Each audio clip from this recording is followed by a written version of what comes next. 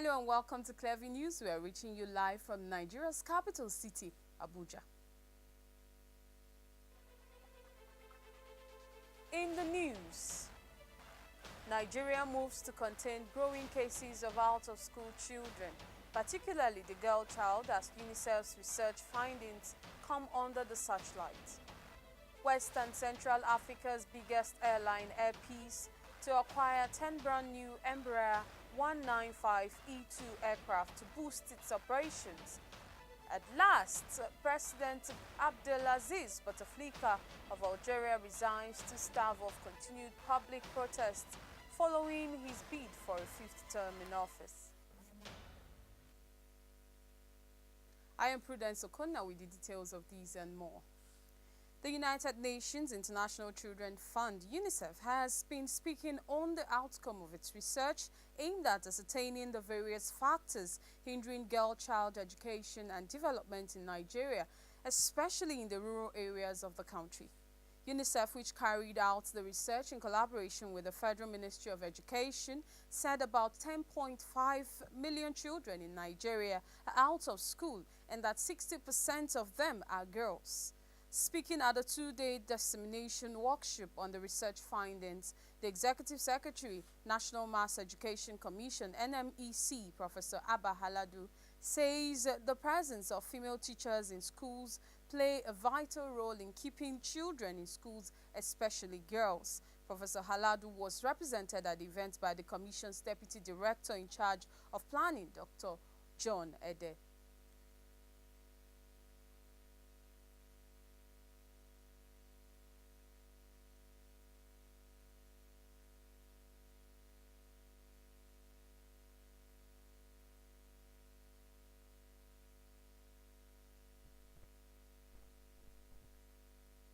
The National Commission for Mass Literacy and the Department of Education is to eradicate illiteracy in the country and provide non-formal and continuing education within the context of lifelong learning for sustainable development. Ordinarily, this vision requires effective collaborations in research findings to translate this vision into reality.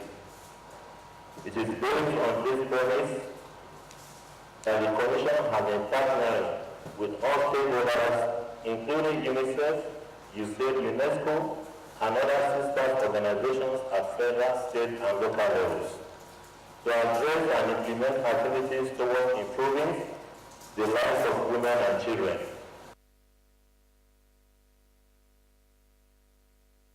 Hopes to identify strategies that will ensure that all Nigerian children have access to quality education within a safe learning environment. Some of the major activities include advocacy and sensitization in favor of out-of-school children, girl child education, and women empowerment. At this juncture, permit me to acknowledge the unflinching way UNICEF has been supporting the non-formal education sector, especially in the provision of access to education for out-of-school children and girls in northern Nigeria. And a non-governmental organization, Daughters of Charity of St. Vincent de Paul, has appealed to the federal and state governments as well as relevant stakeholders to help provide opportunities for children with disabilities to have easy access to education, particularly in schools within the environment where they reside. This renewed appeal dominated this year's advocacy program held in Abuja this Wednesday by the non-governmental organization to drum up support for this segment of the society. Clearview TV's Ifeoluwa Ishola was there and now reports. Towards children with disabilities, as well as lack of resources to accommodate them, compound the challenges they face in accessing education. The Daughters of Charity of St. Vincent de Paul, in collaboration with other stakeholders, annually embark on advocacy campaign to get children and adults living with disabilities to schools to learn and acquire skills with which they can make their lives better. At this year's event in Abuja on Wednesday, one of the disabled persons, Razak Adekoya, gave further insight on the need for inclusive education in Nigeria. making the national inclusive education policy realistic. I talked about 4 agendas which would make it realistic. One of them has to do with the fact that there is need for us to train teachers and all teachers, not just one teacher, to understand the issues of inclusive education. And I also talked about that we need to make our schools very accessible and inclusive. And last but not least, the third one has to do, we have to make our schools very, very accessible. Also, we talked about funding. The First Act of 2004 2% of the capital funding should be for special education. For us to increase or to make national education realistic, we have to make it at least between 5 to 6%. A member of the Daughters of Charity of St. Vincent de Paul, Sister Fidelia Inugwe, sheds more light on the theme of this year's advocacy campaign, codenamed Ring the Bell, which means providing more accessibility to schools for children and adults living with disabilities. We also advocate for this environment to be accessible.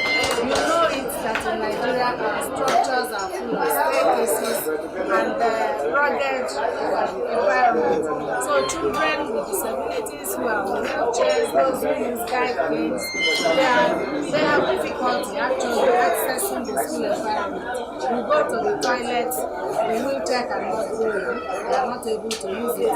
Go to the playground, no facilities made for them especially.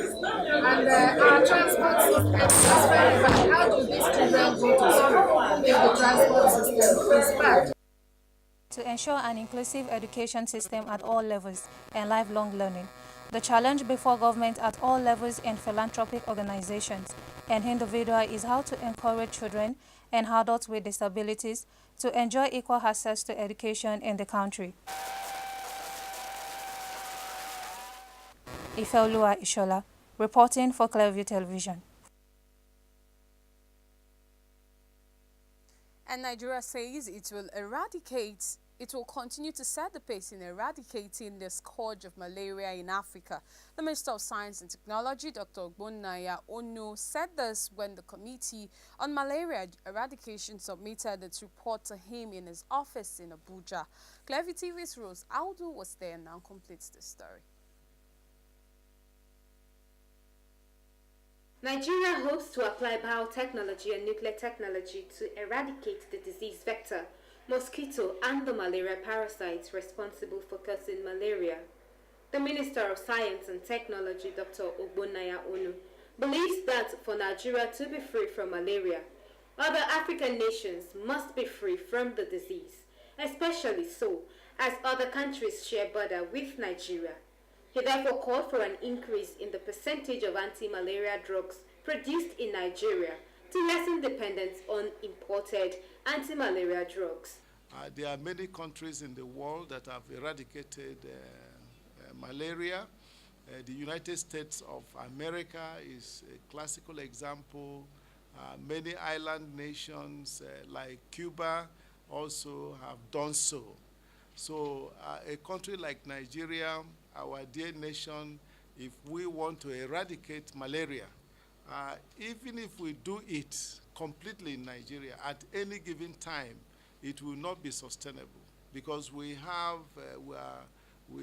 so many countries, whether it's Cameroon, Chad, Niger, Benin Republic as borders, and then we have other neighboring countries that malaria, mosquito can easily fly in with the parasite and also make this, if we make that achievement not sustainable. So for Nigeria to really be free from malaria, we must aim to make sure that the whole of Africa, if we're able to get Africa to be free of malaria, then Nigeria and all the countries of Africa will be free of malaria. Presenting the report earlier, the chairman of the committee, Dr. Manise Gwaza, said the committee recommends that Nigeria should lead Africa in deploying approved cutting-edge technology to eradicate the malaria scourge. He said that malaria parasites had become resistant to chloroquine, adding that antimethicillin-based combination therapy is now the most effective method in effectively fighting malaria parasites. Look at documents from so many countries who have actually satisfied, who are satisfied free of malaria. And then we look at the technologies that are also applied in eradicating malaria in different countries. And we now made some recommendations which we want to present to the Honorable Minister. To assist in the fight against malaria on the continent, Nigeria is already recruiting its innovative and creative citizens to find better remedies to combat the disease and assisting other countries with the anti-malaria campaign. Rose Audu, reporting for Clearview Television. And news just reaching us, the candidate of the People's Democratic Party, Nyesom Wike, who is also the incumbent governor of Rivers State, has defeated his closest rival, the candidate of the African Action Congress, Biakpomabo Awara. Wike polled 888,264 votes to beat the candidate of the AAC, who polled 137,859 votes. INEC's coalition officer for the governorship election, Professor Teddy Adeas, on Wednesday declared the PDP candidate winner, having certified the requirements of the law and scored the highest number of votes. Details of this will come shortly. And Nigeria says it will continue to set the pace. All right, moving on, and Justice Othman Musa of the Federal Capital Territory High Court, Buhari, Abuja, has nullified the nomination of Senator Ademola Adeleke as candidate of the People's Democratic Party, PDP, in the September 2018 governorship election in Osun State. Adeleke, who represents Osun West Senatorial District at the Senate, was PDP's candidate for the state in the 2018 governorship election.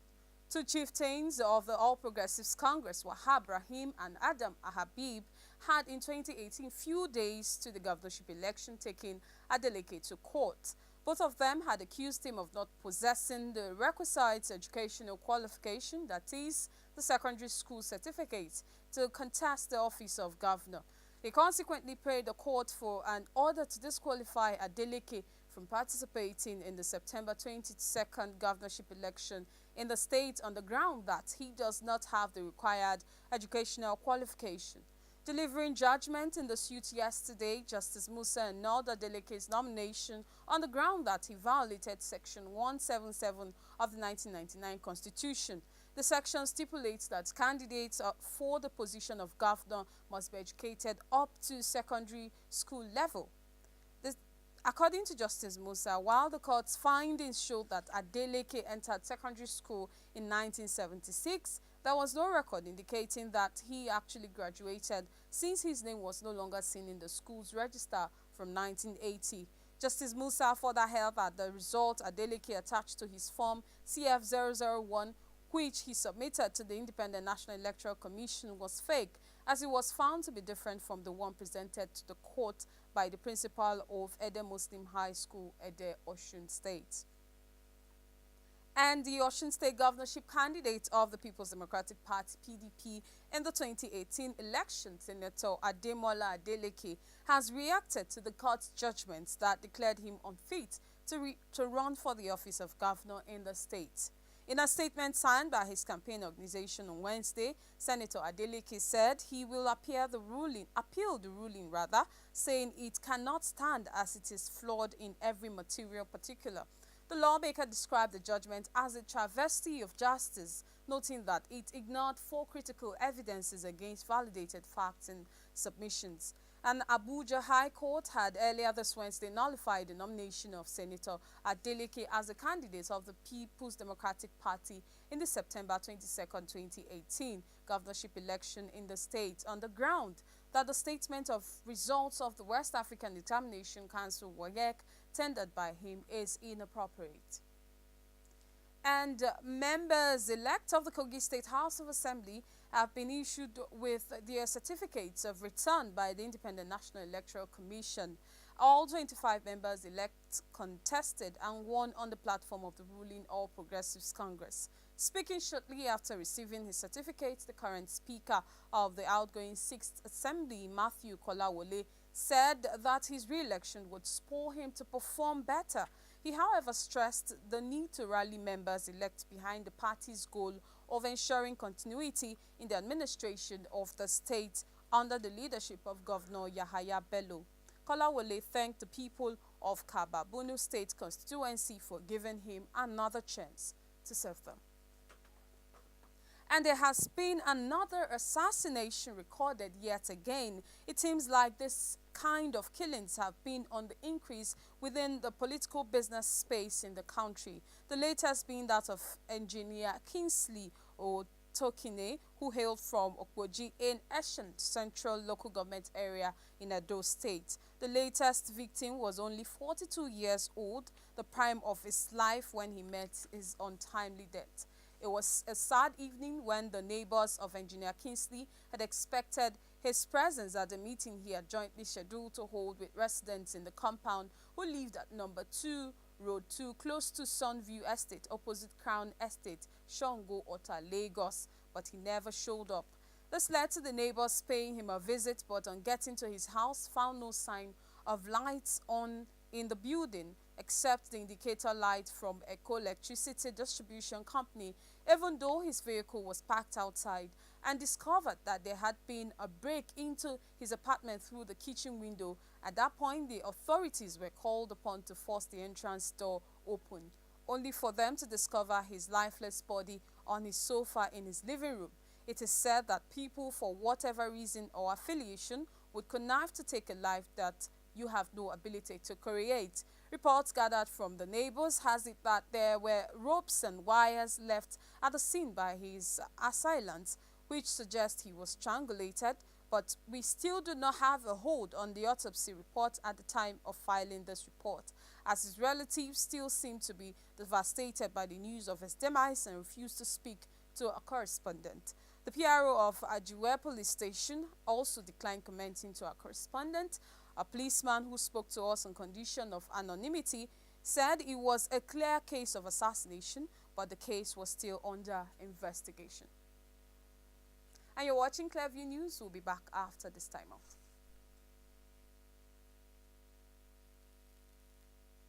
Together for This is Ibrahim calling from Ninja State, Flagship Power. Oh, this is Anita from Benin. My name is John, calling from Niger. My name is Ahmed. I'm calling from Kogi State. This is Clearview TV, and this is our spread through free-to-air via Nikonsat and online. Yes, this is Diffus calling you from Adamawa State. Adamala Ahmad Ibrahim. Mala Ahmad Ibrahim the Gochaja kenan. Daga Yuri. I'm calling from Benue. My name is Super Mekla. I'm calling from Negative.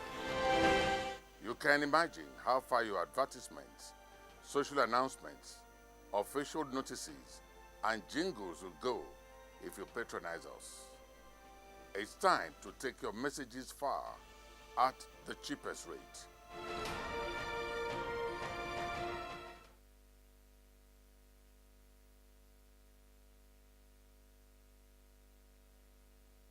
And Western Central Africa's biggest airline, Air Peace, this Wednesday set a continental record with a firm order for 10 brand new Embraer 195E2 aircraft. The deal, which was unveiled during an Embraer business meeting with the aviation world in Port Louis, Mauritius, makes Air Peace the first to order the brand of jets in the whole of Africa, thereby becoming the official launch customer of the aircraft brand on the continent. The order comprises purchase rights for a further 20 E195E2 jets. The aircraft is a 124-seater jet in dual class and 146-seater jet in single class configurations. With all purchase rights exercised, the contract has a value of $2.12 billion based on current list prices. The carrier also set a regional record in September 2018 when it ordered 10 brand new aircraft from Boeing, increasing its fleet size then to about 37 aircraft. With the new order, Air Peace's fleet size has increased to 67 aircraft.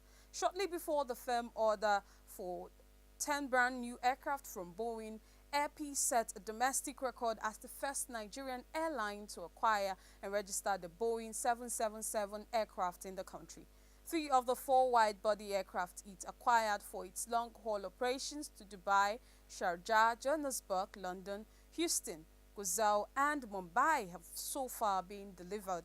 Speaking in Port Louis on the latest order, Air Peace Chairman Chief Executive Officer Alain Onyema said Embraer's new E195-E2 presents Air Peace with a marvel of economic performance as it will be the first E2 operator on the African continent. Onyema said Air Peace already has the ERJ-145s in its fleet and so clearly understands the high standards of Embraer products. The E195 aircraft, he said, would strengthen Air Peace's drive to deploy the right kinds of aircraft to undeserved and unserved domestic and regional routes under its No City Left Behind project. Onyema thanked President Muhammadu Buhari for creating an enabling environment for the growth of the aviation industry in Nigeria through waiving customers' duties on commercial aircraft, engines and spares, as well as granting value-added tax waiver. He said without these noble gestures from President Buhari, Air Peace would not have been able to achieve its present growth. Also speaking, the Vice President Sales Africa Embraer Commercial Aviation, Raul Villaron, said Air Peace embodies the kind of pioneering spirit Embraer loves. The independent And moving on, the Federal Executive Council has approved a new scheme that is targeted at creating employment for 60,000 Nigerians aged 18 to 25. The Minister of Budget and Planning, Udoma, while briefing State House correspondents at the end of Wednesday's meeting of the Council chaired by President Muhammadu Buhari, said the new scheme is called the Empower Knowledge Multi-Track Youth Empowerment Program. He said under the scheme, 12,000 unemployed or underemployed graduates aged 18 to 25 years will be trained and given relevant devices afterwards. One of the projects approved by the Federal Executive Council today is the Empower Knowledge Multi-Track Youth Empowerment Program. Now, this program targets 12,000 young Nigerians between the ages of 18 to 25 years. It's meant to give them training as well as devices. The training intends to transform the 12,000 beneficiaries from unemployed, underemployed trainees to employed citizens and entrepreneurs. It delivers to each of the 12,000 young Nigerians informed training which will enable beneficiaries build and imbibe technical proficiency such as assembling, repairs, maintenance, as well as technology skills and digital literacy across a wide range of electronic brands, products, and technologies, which can be grouped into 3 areas, namely mobile devices, computing devices, and commonly used electronic devices. The Minister of Finance, Zainab Ahmed, presented a memo seeking the approval of Council for additional financing.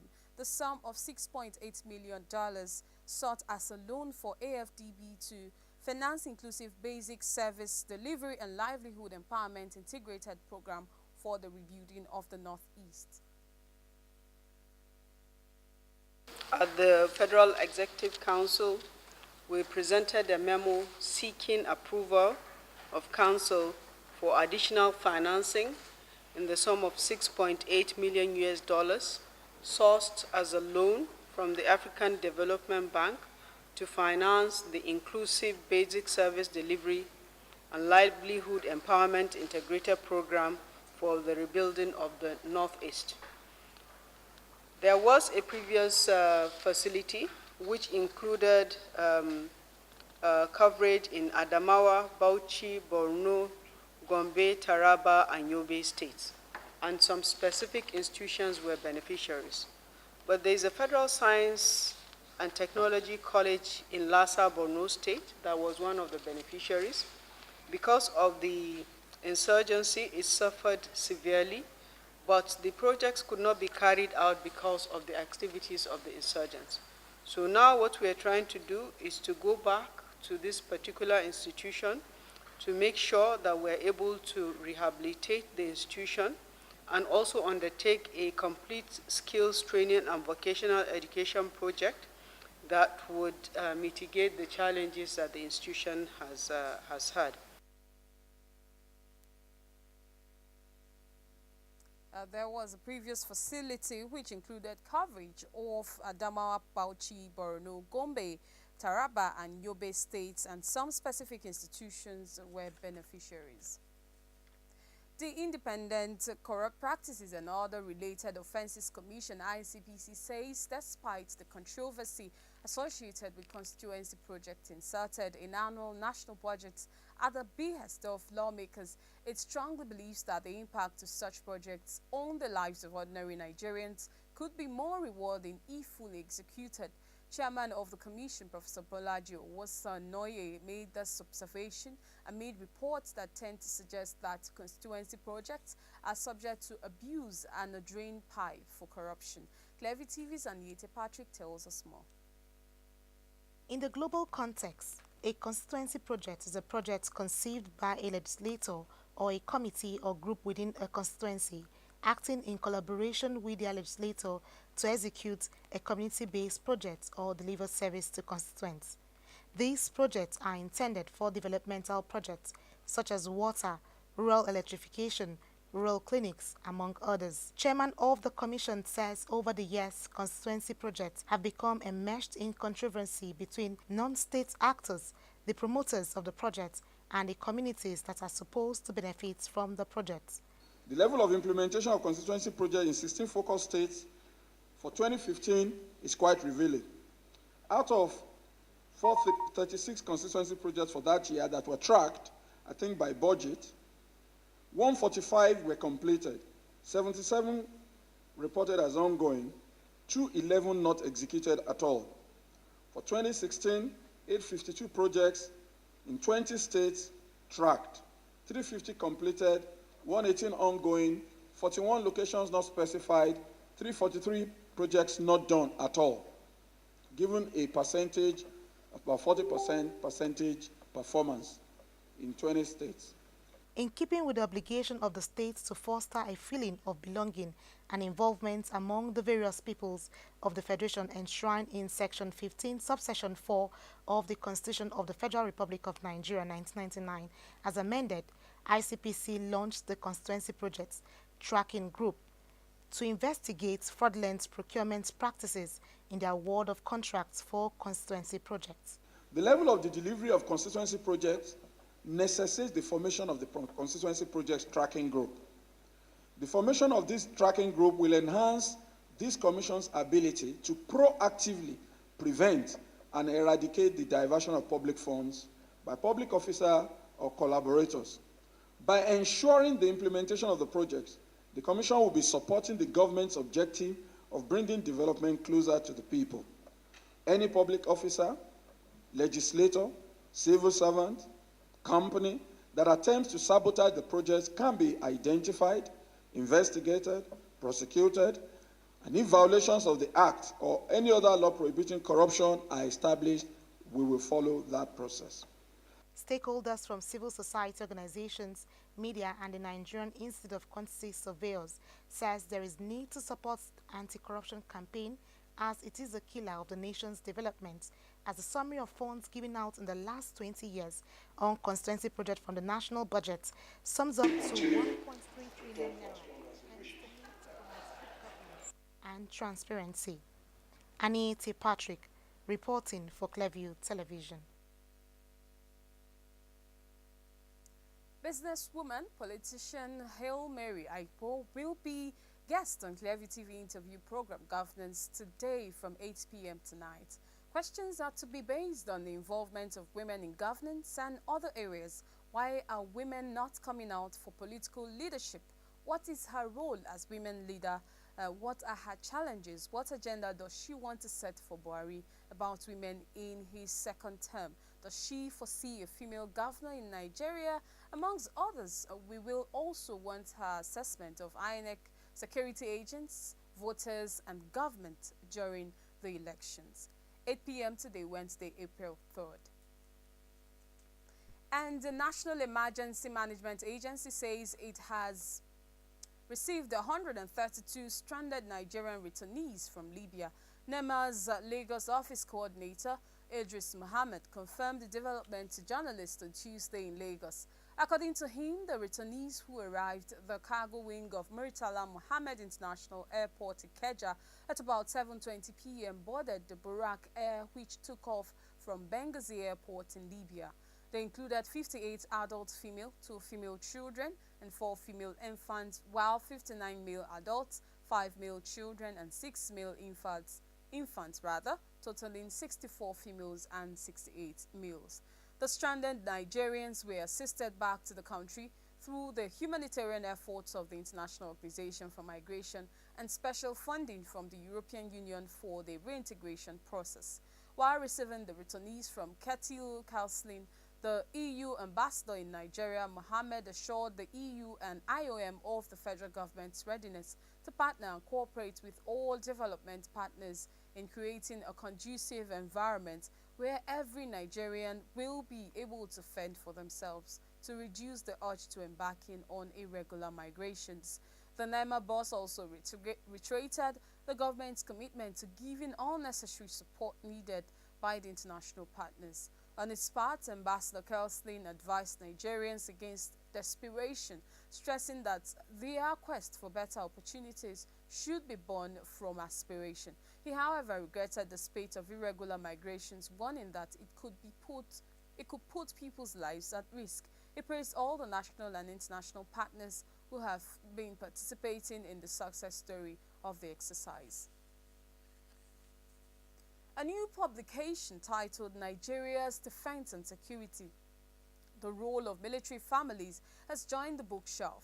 At its public presentation in Abuja this Tuesday, President Muhammadu Buhari's wife Aisha challenged women, particularly wives of military personnel, to take the lead as motivators and peace ambassadors for a safe and secure society. Clevi TV's Oju Onyemachalo was there and now completes the story. Underscores the challenges which military families face in their peculiar circumstances. It also underscores the role which military spouses play, not just in cultivating and nurturing the family, but also in determining the core decisions which the family takes in challenging circumstances. At the event, the wife of the president, Aisha Buhari, commended the efforts of defense and police officers' wives in boosting the morale of their husbands, particularly in conflict areas, and ensuring that the peace of the nation is properly policed. She therefore charged them to become motivators and peace carriers in their various family units. I wish to commend your efforts in boosting the role of military police and police officers who are your spouses, especially in period of crisis. Similarly, I am indeed happy that the forward is doing everything possible to raise the level of consciousness in the society as mothers, wives, and sisters to people outside the barracks. I trust and hope that you will continue to promote those ideas and values that will further encourage and maintain peace, as well as the prevention of social and criminal violence. The president of Defense and Police Officers' Wives Association, Omobolanle Olonishakin, who is also the wife of the Chief of Defense Staff, General Gabriel Olonishakin, is optimistic that the book will assist global communities in fashioning solutions to issues concerning the military personnel and their families. We have put together a compilation captioned Nigeria's Defense and Security, Roles of Military Families, that is being presented at this ceremony. I feel sure that this book, which comes in several chapters, will cross international boundaries and assist the global community in fashioning solutions to issues concerning military families. We have also thought it fit to allocate a chapter of the book to a general discussion of the history of DIPOA, so that those coming after us will have useful information about our association. Let me assure everyone here that all of the proceeds from this book presentation will go into charity, especially for widows. In attendance were members of officers' wives from the Nigerian Defense, Army, Navy, Nigerian Air Force, the Nigerian Police, head of military institutions serving and retired military officers, and members of the National Council of Women Societies. Uju Onyemechalu reporting for Clearview Television. You're watching Clearview News. We'll be back after this timeout.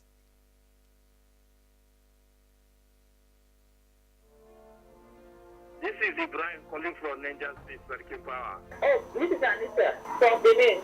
My name is John, calling from Niger. My name is Ahmed. I'm calling from Kogi State. This is Clearview TV, and this is our spread through free-to-air via Niconsat and online. Yes, this is Diffus calling you from Adamawa State. Adamawa Ahmad Ibrahim. Mala Ahmad Ibrahim the Goche Jai kenan. Daga Yuri. I'm calling from Benue. My name is Super Mekam. I'm calling from Niger State. You can imagine how far your advertisements, social announcements, official notices, and jingles will go if you patronize us. It's time to take your messages far at the cheapest rate.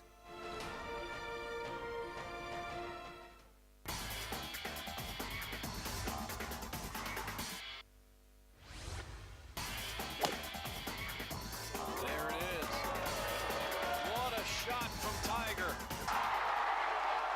And the Jamaican juggernaut scores his first goal for a professional side. And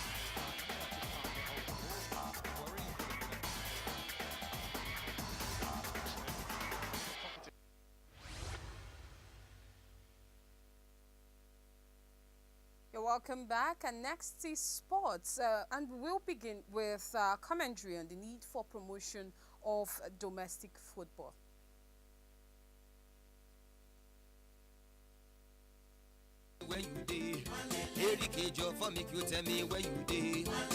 Nigeria's fortunes in the domestic league have continued to nosedive in recent years. Many reasons can be adduced for this, but most importantly, the league is very crucial, especially in the evaluation of the standard of the game in any country. The domestic league witnessed a shock decision recently when Lobby Stars were declared winner with 14 rounds of games left to play in the season. This was due to the crisis that engulfed Nigerian football as a result of the leadership impasse between current president of the Nigeria Football Federation, NFF, Amaju Pinnick, and club owner Chris Giwa, who somehow was in the saddle for a few weeks during the imbroglio. In the past 15 years, no Nigerian team has won continental trophy, and this is a sad commentary for a country that is among the superpowers of football on the continent. Eyimba won the CAF Champions League back-to-back in 2003 and 2004, but since then the title and the Confederation Cup has eluded Nigerian clubs. Many have tried and failed, but Clearview makes bold to say that the way the country's representatives crash out in the early stages of the competition is a setback for Nigeria. For example, in the current season, all the continental representatives crashed out early, while Eyimba bowed out in the semi-finals of the CAF Confederation Cup. The playing surfaces in Nigeria, standard of officiating, and poor administration are some of the problems we believed has hampered the entire domestic scene in the country. Clearview, however, frowns at the disposition of the national team handlers on the domestic football league. Super Eagles manager Jerry Troll, after the final of the country's Federation Cup final, declared that none of the players was good enough for Eagles. Rangers came back from 3 goals down to level up and went ahead to defeat Kano Pillars on penalties in the explosive final decided at the Stephen Keshi Stadium in Asaba. We frown at the decision of the Federation to take the final on a Wednesday rather than Saturday to encourage more fans to witness the game. Only Okechukwu Ezenwa was included in the national team players named for the forthcoming Nations Cup qualifier match against South Africa in Johannesburg. Many stakeholders believe some of the defenders in the Nigeria Football Professional League could make the Super Eagles. It is important to evaluate the domestic football league in the country and set the clubs into winning ways on the continent and also encourage them to meet the basic requirements of setting up a professional football team. If 3 to 4 players in the domestic league cannot make a 23-man team of the Super Eagles, we say it is a huge failure of the entire football system. Deliberately, there should be a way of encouraging merit in the domestic league. We believe the players are embarking on mass exodus abroad simply because players in India, Turkey, Togo, Indonesia, or Benin Republic are more valuable to those in the countries and the PFL. We recall that some players from Ghana and other African countries play their trade in Nigerian league in the past, but the reverse seems to be the case now. The MPFL does not have a title sponsor over the years, and if this is achieved, we believe there will be more quality in the entire system. There should be efforts by the NFF and the league management company to ensure more matches in the league are taken live on television. This will improve the standard of the league generally because more quality results will be recorded. Clearview believes the players in the domestic league should have something to play for rather than aspire to play abroad with every opportunity. Since there is no sports policy in the country, it is also not a surprise that there is no developmental football plan in the country. Domestic football in Nigeria deserves better monitoring, planning, and management to ensure quality players graduate to the Super Eagles from the system. It was great to see Sandemba excelled in the 2013 Nations Cup winning team of the Super Eagles from the domestic league. With more work and sincerity of purpose, more players can emerge from the NPFL to make the country proud. This is possible. The technical department of the NFF and the league body should work towards rebranding the league to make it attractive and also to ensure the players compete on good surfaces with the hope of breaking into the national football teams. The handlers of the Super Eagles should also keep an open mind on the players to be invited for national duties rather than a stereotype position on the players based in Nigeria.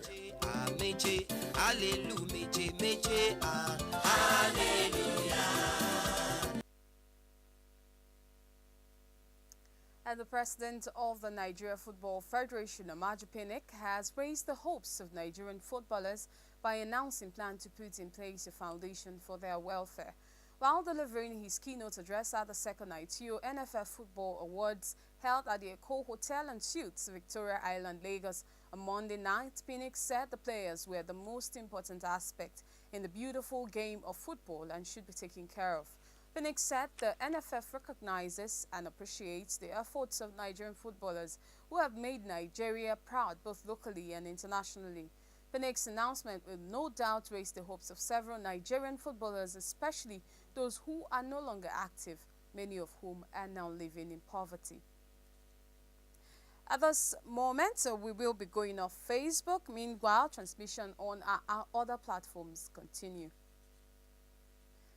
A delegation of the Super Falcons of Nigeria, including 24 players, has fully settled down in Spain as the African champions continue their preparations for the 8th FIFA Women's World Cup finals in France this summer. A number of the players left on Monday night while the rest of the delegation departed Nigeria on Tuesday. Having already taken in 2 matches at the China tournament in Menzo in January and 4 matches at the Cyprus Women's Cup in February, the Falcons will play 2 matches in Spain, including a high-profile clash with the Canada women national team. They will first play a First Division club, UMF Selfos, on Thursday, 4th April, before the potentially explosive encounter with the Canadians on Monday, 8th April. The matches will hold in the city of Murcia. After their exploits in Spain, the 9-time African champions will prepare to take part in the 8th Nation WAFU B Women's Tournament in Abidjan, Cote d'Ivoire in May. Organizers announced on Tuesday that the tournament will hold from 8th to 18th May in the Ivorian capital, with the senior women's teams of hosts Cote d'Ivoire, Nigeria, Ghana, Mali, Senegal, Togo, Burkina Faso, and Niger Republic taking part. The draw ceremony for the WAFU B tournament has been scheduled for Tuesday, 16th April. After the WAFU Cup tournament, the Super Falcons will move to the Avita Resort in Bad Tausendorf in Austria, the same facility that hosted the Super Eagles ahead of their flight to Russia for the FIFA World Cup finals last year summer. From Austria, the Falcons will fly into France, where they take on Norway, Korea, Republic, and tournament host France in the group stage of the 8th FIFA Women's World Cup finals, holding 7th June to 7th July. And Juventus forward Moise Kean was subjected to racist abuse from the stands as the Serie A leaders won 2-0 at Cagliari, but the 19-year-old took a stance of defiance after scoring a late second goal.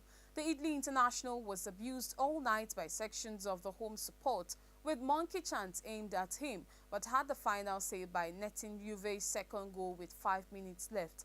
The teenager stood at the post, his arms aloft in response to the chant. Juventus manager Massimiliano Allegri, in his reaction, said the teenager should not have responded to the racist chants and called for those responsible to be handed lifetime bans. Allegri urged the authorities concerned to use the cameras to identify those involved in the racist abuse to ensure that they are sanctioned accordingly. And you're still watching Clearview News. We'll be back after this timeout. Women, your season is here. It's coming through the city of Abuja. Get ready. Elufa Kumi, an evening of prophecy, worship, and warfare. This is calling all ladies and gentlemen who believe in the efficacy of worship as a spiritual weapon to join this worship team of the Most High God. God is raising women all across Africa, Europe, North America. Women who are making a difference in their world. Join me and my friends for an unforgettable prophetic worship experience with Kalisa Kumi, an evening of prophetic worship for ladies and gentlemen. Saturday, 6 at 10 a.m.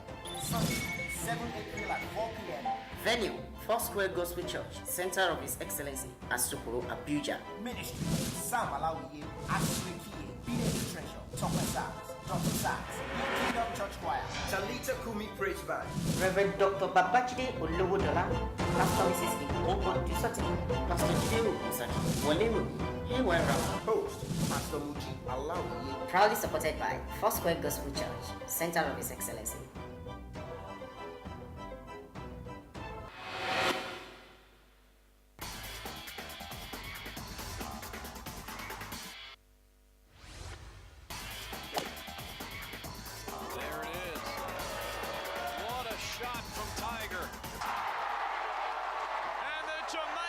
Juggernaut scores his first goal for a professional side.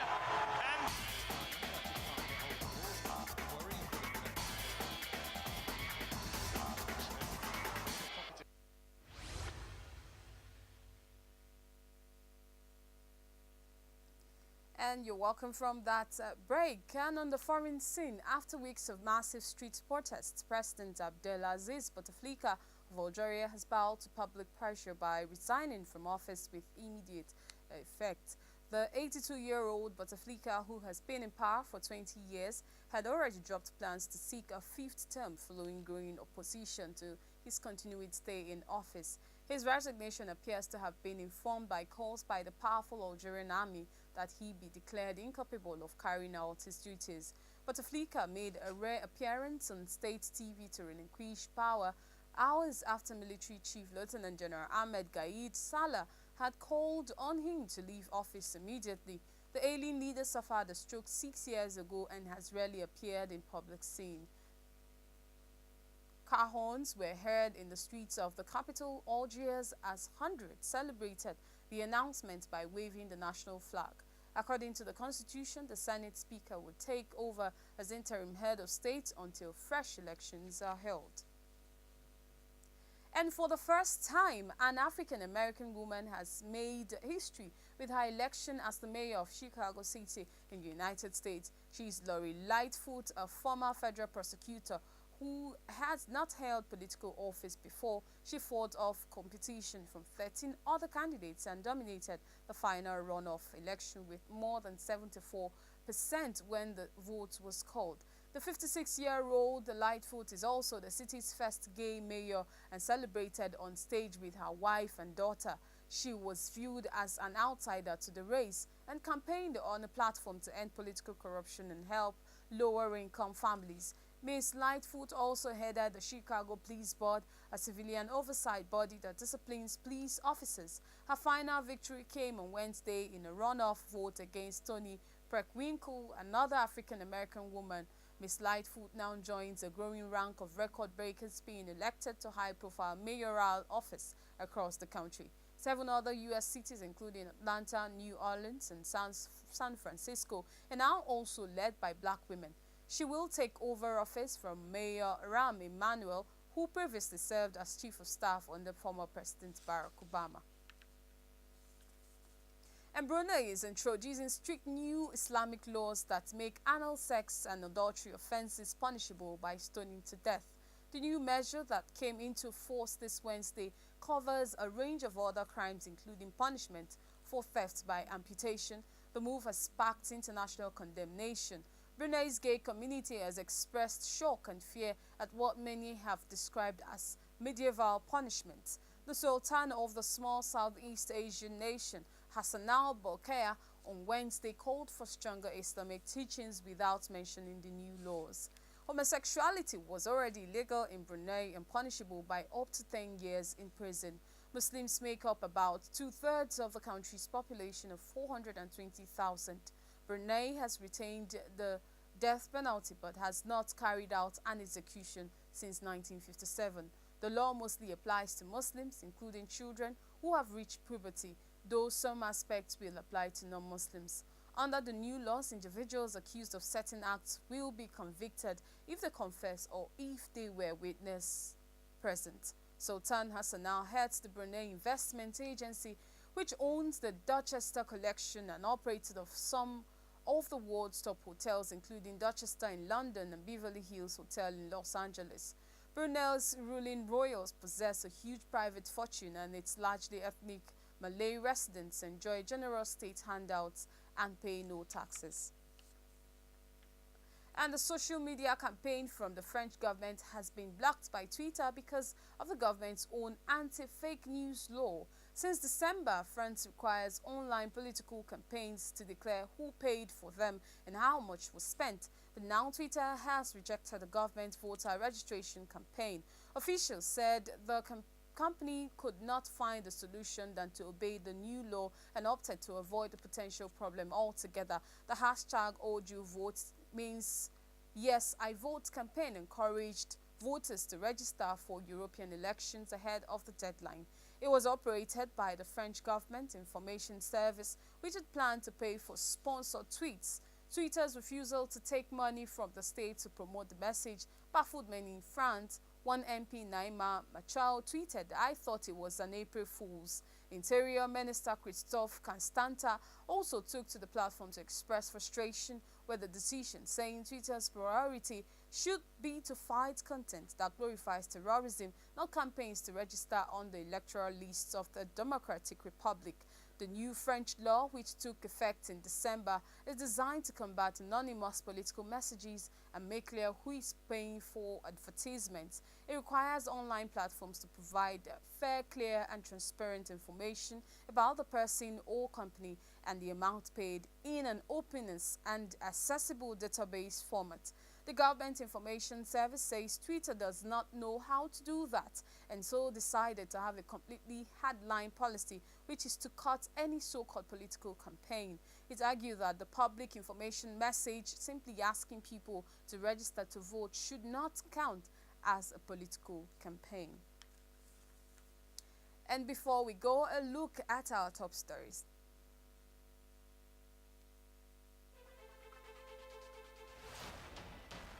Top education officials in Nigeria have begun moves aimed at checking the growing cases of out-of-school children, particularly the girl child, as UNICEF's research findings come under the searchlight.